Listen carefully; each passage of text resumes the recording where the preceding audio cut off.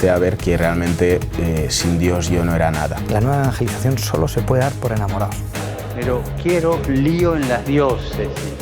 Quiero que se salga afuera.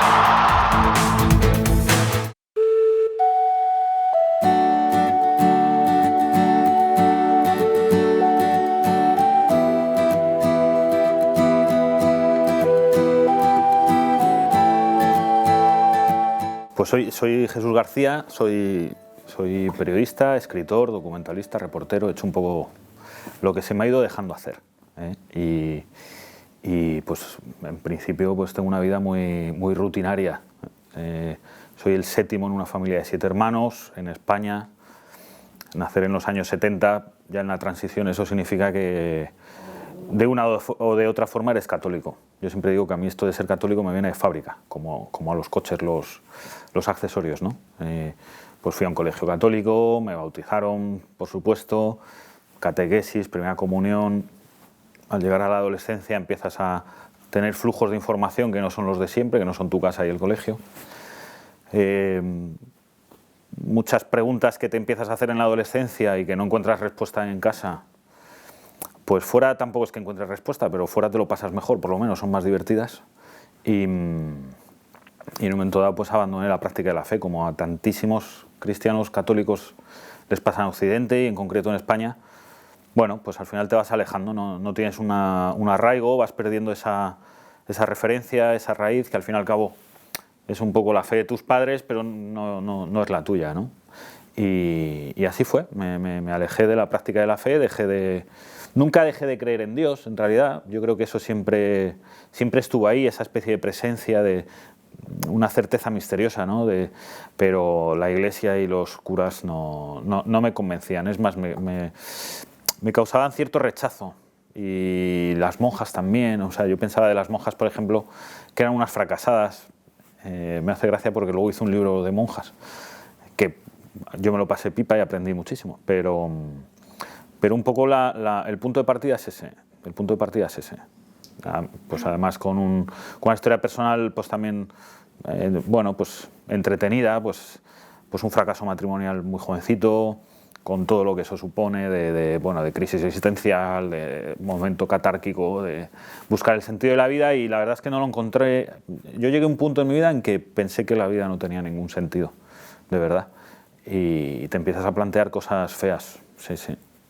Hubo un momento cuando, coincidiendo con ese momento, digamos, de crisis existencial, una crisis existencial que a lo mejor no tenía por qué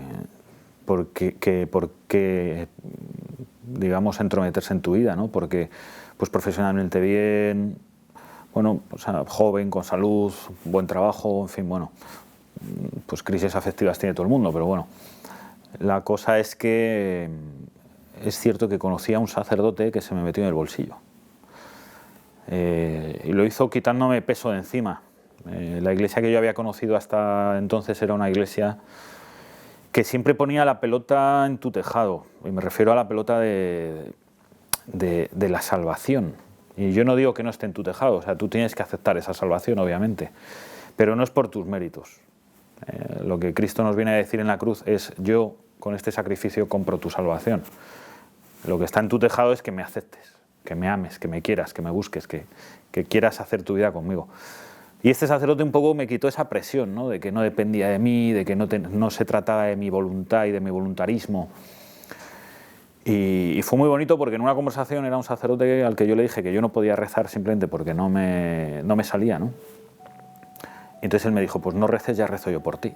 Y ahí pues fue como que se abrió una espita, algo se empezó a mover dentro de mí muy ligeramente, ¿no? Esto no sucede de la noche a la mañana, no es un tsunami que llega de golpe e inunda todo, ¿no? Pero sí que empezamos a tener una relación con una serie de experiencias, bueno, que te iban encauzando, que te iban dirigiendo, y todo después de 2 años de un periodo ahí de mucha oscuridad, de mucho desierto, de mucha desorientación, acontece un fenómeno maravilloso, ¿no? Que es que por mi trabajo me envían a hacer en el año 2006 unos reportajes a Medjugorje, y para allí que fuimos dos chavalitos, ¿no? Pues bueno, yo tenía 28 años ya, y Gonzalo, mi compañero, tenía 30, y íbamos a hacer un reportaje. unas entrevistas, fotos, en fin, documentación. Y estuvimos ahí una semana que a los dos nos pasó, ¿no? Nos dio la vuelta a la vida como se le da la vuelta a un calcetín. Yo siempre digo que a Medjugorje, esa fue nuestra experiencia, ¿no? Medjugorje es un viaje que tú sacas el billete de ida, pero del que nunca vuelves, porque no te vas, no sé, la persona que va allí no es la que vuelve, es otra. Es la misma, pero absolutamente transformada y cambiada.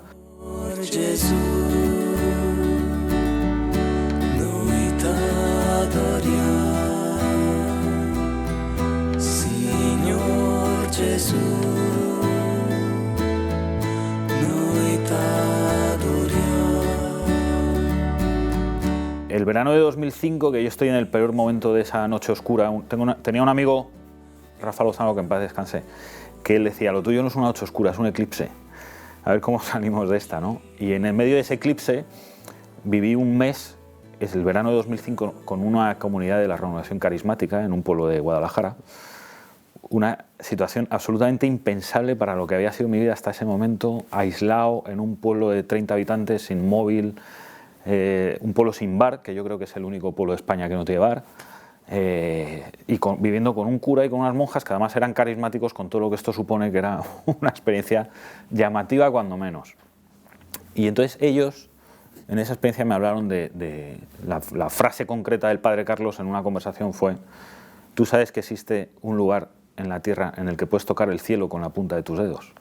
Entonces, con esa frase tan enigmática, tan llamativa, tan apetecible para un periodista, para alguien que le gusta contar historias, empecé a recibir información sobre Medjugorje. Yo lo descartaba, Medjugorje, porque este padre Carlos pues me cuenta, pues es un pueblo en Bosnia en el que se aparece la Virgen y todas estas cosas que ni iban conmigo, ni me las creía, ni quería creérmelas. Y bueno, ya está, ¿no? Bueno, aquello pasó y 6 meses después, en enero de 2006 ya, un día yo estoy hojeando una revista, el antiguo semanario Alba, que era donde yo trabajaba, y de repente veo un anuncio a media página, a color, en página impar, que pone mensaje de la Virgen en Medjugorje. Y a mí me sorprendió mucho que alguien hubiese pagado por poner una cosa tan rara en un periódico, ¿no? Y me acordé de que aquello era de aquello que me habían hablado los carismáticos, en fin, bueno. Y a mí me surgió una especie de deseo que yo traduje en una especie de oración, sin saber que era una oración. Pero yo dije algo así a esa imagen de la Virgen que había en el periódico: si es verdad lo que dicen de ti y tú tienes algo para mí, llévame a ese sitio, pero yo no puedo ir, me tienes que llevar tú, apáñatelas. Porque yo no tengo ni tiempo ni dinero. Y tal y como ese pensamiento, oración, llámalo como quieras, surgió, pues yo seguí con mi vida, no hice nada más, ¿no? Un par de días después, ¿cuál es mi asombro? No es sorpresa, es asombro, ¿no? Cuando mi jefe, el director del periódico, Rafa Miner, me llama a su despacho y bueno, pues me cuenta que el presidente de la compañía pues tiene interés en un sitio en la antigua Yugoslavia, que si yo había oído algo de unas posibles apariciones y bueno, que al final querían que... Bueno, la cosa es que salí de ese despacho con la misión de que me tenía que buscar un viaje para ir a Medjugorje y hacer unos reportajes y tal. Entonces yo me di cuenta enseguida, y me puse muy nervioso, de que yo había dicho en aquel pensamiento, oración, llévame tú porque yo no tengo ni tiempo ni dinero, y la única forma que hay en este mundo de viajar a un lugar si no tienes ni tiempo ni dinero es que te mande tu jefe a trabajar. Y a mí eso me puso muy nervioso, porque de repente fue como la sensación de que alguien o algo que no era yo dirigía mi vida. Me estaban llevando a algo, a un lugar, a un trabajo, a una misión, a un contexto que a mí se me escapaba. Y bueno, y nada, pues allí fuimos Gonzalo y yo, estuvimos una semana y como he dicho, ¿no? Fue una experiencia... después de esa experiencia a mí me es muy fácil leer ciertos capítulos del Evangelio porque son imposibles de explicar con palabras. Pero yo veo reflejados que en esas situaciones del Evangelio sucedió algo, aconteció algo inexplicable, pero que tuvo una experiencia tangencial y que se tradujo en un cambio en las actitudes, en las formas, en la mirada, en las palabras de personas concretas. Y a nosotros nos pasó eso. Yo no lo sé explicar. A mí cuando me dicen, pero cuéntalo, pero ¿qué viste? ¿Pero qué viste? Mira, ver y vivir, o sea, nada de fuegos artificiales. Pero hubo una transformación interior innegociable. Incluso aunque yo la hubiese querido rechazar, hubiese sido imposible. Hubiese sufrido demasiado para dejar esa evidencia, esa revelación de Dios que había hecho en lo íntimo, para dejarlo atrás. Yo hubiese sufrido mucho. Entonces preferí no sufrir y dejarme llevar, ¿no? Y hasta entonces, bueno, pues 12 años después puedo decir que las riendas de la vida las lleva Dios y las lleva para bien, para demasiado bien en comparación con lo que uno incluso es capaz de soñar para sí mismo, de verdad. Yo a veces cuando hago un parón en el tejemaneje del día a día, en esta vorágine tan brutal, me asombro, ¿no? Veo la foto de lo que es mi vida desde que dejo que Dios sea el que la lleva, y yo no la hubiese podido ni soñar, ni soñar. Soñad y os quedaréis cortos, es verdad. Es verdad. Santo, scendi su di noi, Spirito Santo, riempici d'amor. Doggi duše sveti, siđi nas sve nas. Doggi duše sveti, ljubavi nam daj. Medjugorje nunca se ha ido de mi vida, no es que no se haya ido, es que forma parte de mi día a día. Te cuento, por ejemplo, o sea, a mi mujer la conocí en Medjugorje, ¿no? Entonces, ¿qué quieres que te cuente? Esa es una historia muy bonita del Señor también. Es muy curioso, ¿no? Nosotros regresamos, Gonzalo y yo, de aquel primer viaje cuando trabajamos para el Seminario Alba. Gonzalo dejó el trabajo, dejó todo lo que tenía, todos los proyectos, se fue al seminario. Hoy es un sacerdote feliz. Aquello fue un trueno. A mí me vino muy bien porque tuve quien se llevó los focos mediáticos en ese momento, porque asumir una conversión siendo mayor es muy difícil. No es sencillo, no es nada sencillo, porque tu entorno ni lo entiende, ni tiene por qué entenderlo, ni les puedes obligar.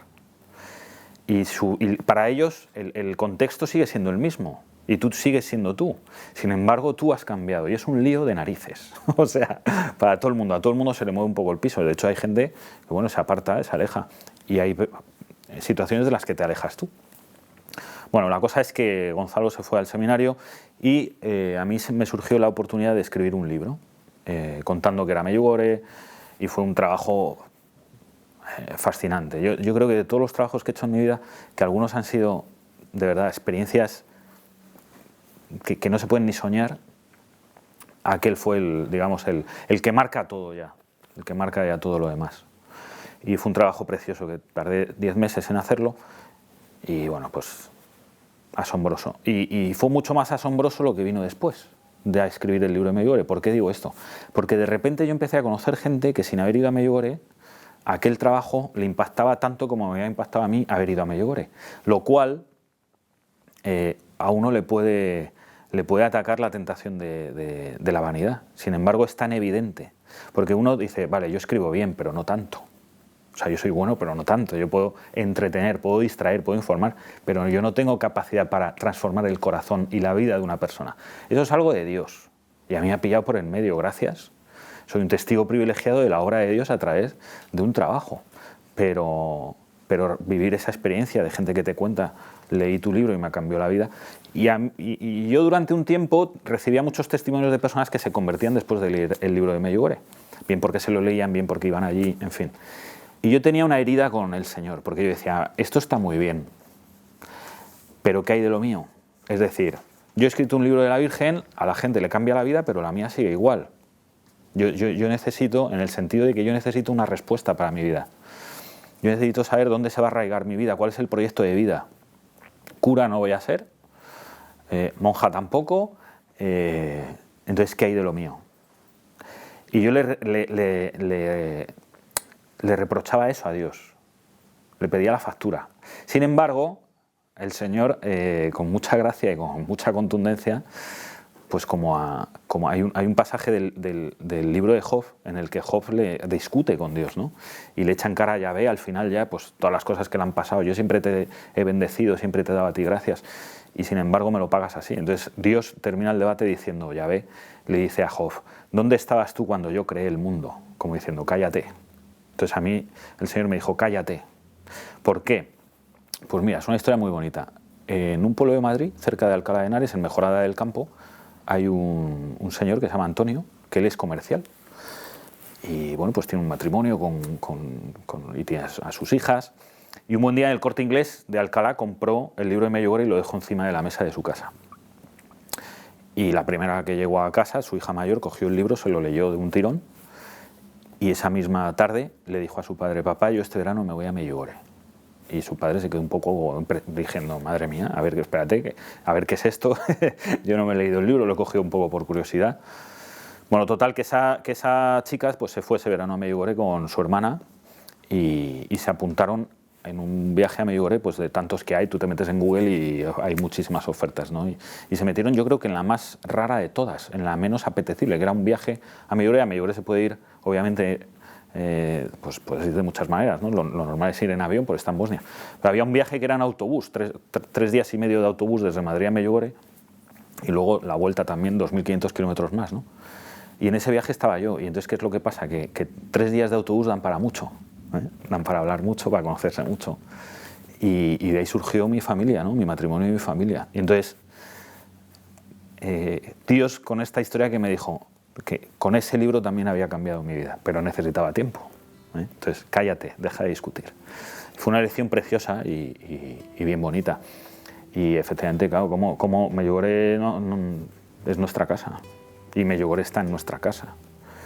Y nosotros vivimos mucho de lo que nos cuentan de Medjugorje todos los peregrinos que van, de las noticias que nos llegan de allí, y de lo que al fin y al cabo hemos aprendido allí, que es a tener una vida cristiana muy sencilla y muy básica, pues a rezar en familia, a tener presente a Dios, a confiar en la providencia, a ser generosos en lo poco que tenemos, pues de nuestro tiempo y de nuestra entrega, y a ser muy pues generosos también en recibir. O sea, no, pues vivimos de la providencia, vivimos confiantes. El día que María y yo nos casamos, estábamos los dos en el paro, ¿eh?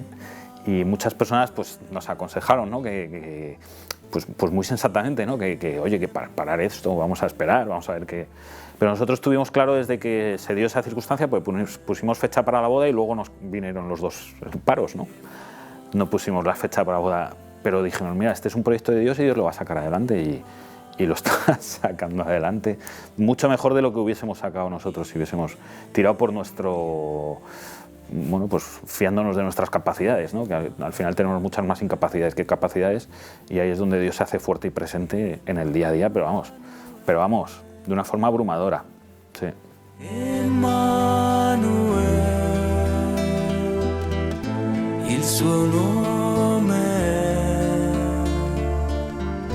Emmanuel,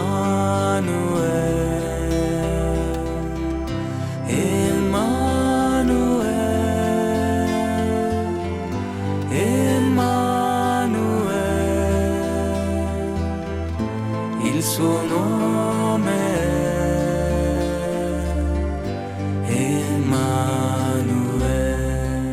Cuando tú vives en clave de Dios, entras en una dinámica en la que nunca termina nada. O sea, no hay tiempos muertos. Hay etapas en la vida que terminan, pero casi siempre enfocamos la vida de la siguiente manera. Acaba una etapa y empieza otra. Y ahí hay un tiempo muerto, y no es verdad. Siempre que acaba una etapa, la siguiente ya ha empezado hace un tiempo. Dios ya ha ido preparando, te ha ido mandando mensajes, ha ido haciendo cosas, y cuando acaba una etapa de repente dices, no, si es que ahora lo que toca es esto, si está clarísimo, ¿no? Entonces mira, que es muy bonito. Nosotros nos casamos el 12 de octubre de 2013. Ese verano yo había terminado un libro, y siempre, pues cuando acabas un libro siempre estás un poco con a ver qué es lo que escribimos ahora. Entonces en septiembre de 2013, a un mes vista de la boda, y con esa situación pues pues a ver cómo salen las cosas, con mucha ilusión, y con mucha confianza, pero pues me fui una noche a la iglesia de San José de la Montaña en Madrid. Allí se hace todos los miércoles desde hace 10 años una adoración eucarística y un rezo del rosario al estilo de Medjugorje. Y yo tenía la costumbre de ir allí y me fui. Era miércoles, era tarde, un día cansado, había madrugado, mucho trabajo, muchas cosas que hacer y encima pues llegas allí, yo me senté en el tercero o el cuarto banco por adelante y pues nada, apagan la luz, encienden el incienso, música de violines y yo me quedé dormido, me quedé frito. Como los apóstoles en el Getsemaní, pues te puede el sueño, te puede el cansancio y dices, pues nada, no lo haces aposta, pero bueno, pegué una cabezada, no es que me durmiese media hora, ¿no? Pero sí que llegué a dormir. Y hubo un momento que me sobresalto, despertado, mirando la custodia, y es curioso, o sea, no quiero que nadie interprete esto de forma equivocada. No oí ninguna voz, no tuve ningún sueño, no pasó nada. El sobresalto típico de cuando te despiertas en una situación que no procede. Pero sí que es cierto que nada más despertar dije, yo tenía clarísima una idea en la cabeza, pero clarísima. Se me habían quitado todas las dudas, tenía una certeza y tanto es así que muchas veces lo hago para que no se me olviden las cosas, saco el móvil, lo apunto o mando un WhatsApp a María, mi mujer, y le puse, ella se acuerda perfectamente, el Señor me ha dado una luz, ya sé de qué voy a escribir mi próximo libro. Entonces ella me respondió enseguida, qué bien, ¿sobre qué? Y entonces le contesté, ahora no puedo que estoy en la iglesia. Y guardé el móvil y pues nada, seguí allí. Y al salir pues me fui a tomar algo con algún amigo y llegué a casa tarde, yo vivía solo, eran las 12, 12 y media, y le escribí a María, estoy en casa, buenas noches, mañana hablamos. Y ella, oye, pero cuéntame, ¿qué ha pasado? Y le dije, no, mañana, que es muy tarde, que estoy muy cansado. Entonces, claro, sonó el teléfono, ¿no? Pues me dice, oye, ¿pero tú te crees que yo me voy a ir a la cama así? ¿Qué ha pasado? Cuéntame. Digo, María, voy a escribir un libro sobre Tierra Santa. Y dice, qué bien, qué buena idea. ¿Y de qué? Y digo, pues no tengo ni idea. Y dice, ¿pero va a ser una guía de peregrinaciones? Digo, pues hombre, pues una guía no, porque ya hay muchas. Yo espero escribir otro tipo de cosas. Y además las que hay son muy buenas, ¿no? Un libro histórico sobre Jerusalén o sobre Jesucristo. Digo, María, no tengo ni idea, pero como dentro de un mes vamos a ir allí, seguro que Dios acontece. Y era cierto, porque nuestro viaje de novios lo habíamos dividido en dos. Nos fuimos una semana a la playa y 8 días a Tierra Santa. ¿Por qué a Tierra Santa? Yo había conocido Tierra Santa en el año 2006 para hacer unos reportajes, había sido la guerra entre Israel y Líbano, y al terminar esa guerra, pues fui a hacer unos reportajes. Y conocí Tierra Santa y me impactó. Yo me vine de allí con la absoluta certeza de que los cristianos debemos de ir una vez en la vida a Tierra Santa. Pero yo no digo que sea como un precepto como los musulmanes con la Meca, pero se le debe de acercar mucho. Debemos tener conciencia de la importancia de nuestra presencia allí y de la importancia de que aquellos lugares existan para nosotros. Y los tenemos olvidados. Y eso se me quedó. Y entonces, pues con María, nuestro noviazgo, yo había hablado muchas veces de Tierra Santa y en su momento vi que si nos casábamos y Dios nos bendecía con hijos, como está haciendo, pues viajar a Tierra Santa iba a ser complicado. Yo había estado en Tierra Santa, pero María no, y a ella le apetecía ir. Entonces dijimos, oye, pues mira, viaje de novios a Tierra Santa. La mitad, y la otra mitad, pues nos vamos a una playa chula. Y entonces, pues nada, nos fuimos a Tierra Santa. Yo contacté con una persona que había conocido en ese viaje de 2006, que es el padre Juan Solana, un sacerdote mexicano, encantador, un tipo genial, que le había conocido. Entonces, para hacer mi viaje de novios, pues contacté con él para que me ayudase un poco con la infraestructura, con algún contacto, con dónde podemos dormir, dónde podemos ir. Bueno, la cosa es que fuimos para allá y yo al padre Juan le vi 2 días en aquel viaje de octubre de 2013. Yo le vi 2 días, el primero fue el segundo día de estar allí, que le vimos en Caná de Galilea, que renovamos nuestros votos matrimoniales, lo cual el padre Juan calificó como ceremonia absurda, porque dice, no se puede renovar lo que todavía no se ha gastado. Pero bueno, estás en Caná de Galilea, pues te apetece casarte otra vez, ¿no? Y ya el último día, ese día en Caná, nos emplazó, él me preguntó un poco, oye, ¿cómo estás de trabajo ahora? Digo, bueno, pues viendo a ver qué es lo que cae. ¿Por qué no cena? ¿Qué día os vais tal día? Pues la víspera cenamos en Jerusalén. Entonces, el último día, después de estar dando vueltas por allí, que fue una maravilla, fuimos a Jerusalén y cenamos con él allí en Notre Dame, el edificio más bonito de todo Jerusalén, con las mejores vistas de todo Jerusalén, en la azotea, en un restaurante que hay preparado. El padre Juan me contó una historia asombrosa. Bueno, es que allí todas las historias son bonitas y entretenidas, ¿no? Pero me contó una historia, me contó para empezar un poco de la suya, ¿no? Pues como un sacerdote mexicano ha acabado en Israel, cuál era su labor allí, por qué había ido allí y una serie de cosas. Y me empezó a contar entre plato y plato que bueno, que una cosa que le había sucedido es que, aunque su misión era Jerusalén, pero él en Galilea, al norte de Israel, donde había tenido protagonismo la vida pública de Jesucristo, los 3 años de vida pública, casi todo sucede en Galilea. Los apóstoles eran de Galilea, la mayoría de los primeros discípulos eran de Galilea. Bueno, pues él había tenido una serie de inquietudes en su momento, había comprado unos terrenos en la orilla del mar de Galilea, que no es nada fácil, para construir una iglesia y un albergue de peregrinos. Y sin más, y sin menos, que no es poco.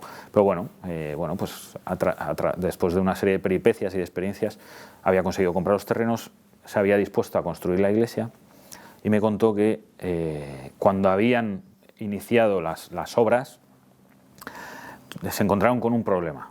Y es el siguiente, es que cuando meten las máquinas, hay una inspección arqueológica que hace el Estado de Israel y encuentran restos arqueológicos que tienen que verificar si son importantes, si no, qué es lo que es. Todo el mundo que haya estado involucrado en un proyecto de construcción sabe que lo peor que te puede pasar es que encuentren arqueología, porque ahí todo el proyecto tiembla. Te lo pueden parar, incluso te lo pueden llegar a expropiar, te lo pueden parar durante años, en fin. El horror sucede cuando efectivamente los restos son muy importantes. Resumiendo mucho, lo que se descubre es un pueblo, ruinas datadas por los arqueólogos en el siglo I, y la ubicación es a 7 kilómetros de Cafarnaún, que es donde vivía Jesucristo en el siglo I, en un cruce de caminos que viene desde Cafarnaún, casa de San Pedro, donde vive Jesucristo, hacia el oeste se va a Nazaret y hacia el sur se va hacia Jerusalén. Un lugar de mucho paso en la época en que Jesucristo estuvo en esas tierras, ¿no?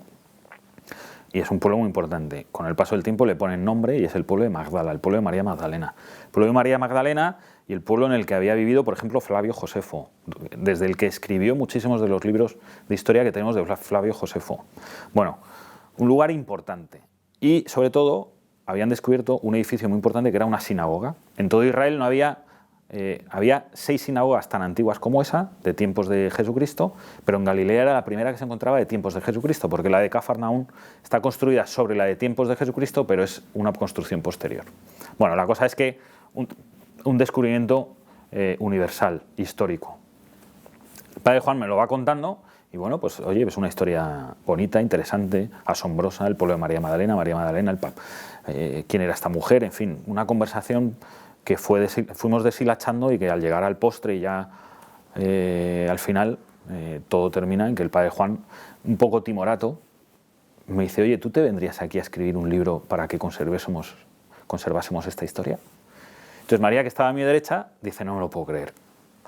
Y dice el padre Juan, ¿qué pasa? ¿Que no es escritor tu marido? Y dice, sí, padre, pero es que no me lo puedo creer. Entonces yo le conté la experiencia que había tenido en la adoración, ¿no? Entonces al padre Juan se le pintó una sonrisa oreja a oreja, se partía de risa. Y esa misma cena empezamos a preparar mi viaje de regreso a Tierra Santa una vez que hubiese venido a Madrid para estar un par de días en casa, que no me dio tiempo a más, ¿no? Y preparar, ¿no? Y así fue como aconteció que el Señor pues me llevó otra vez a Tierra Santa, ¿no? Fue muy bonito por lo siguiente, cuando nosotros decidimos, muy bonito por los guiños del Señor, cuando nosotros decidimos que íbamos a Tierra Santa, de viaje de novios, hubo un descarte, que fue que no íbamos a Nueva York, que era la opción B.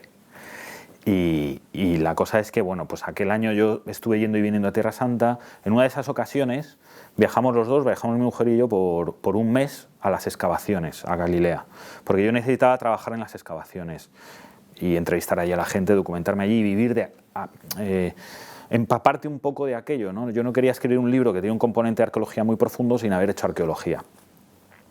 Fue una experiencia para los dos que nos ha marcado para siempre ya. O sea, en mi casa se vive y se respira Galilea todos los días en muchísimas cosas, Es muy difícil en mi casa que un día no se hable de... Entre otras cosas porque como también hablamos del Evangelio y comentamos cosas, pues te acuerdas cuando estuvimos allí, todo nos hace referencia, ¿no? a Galilea.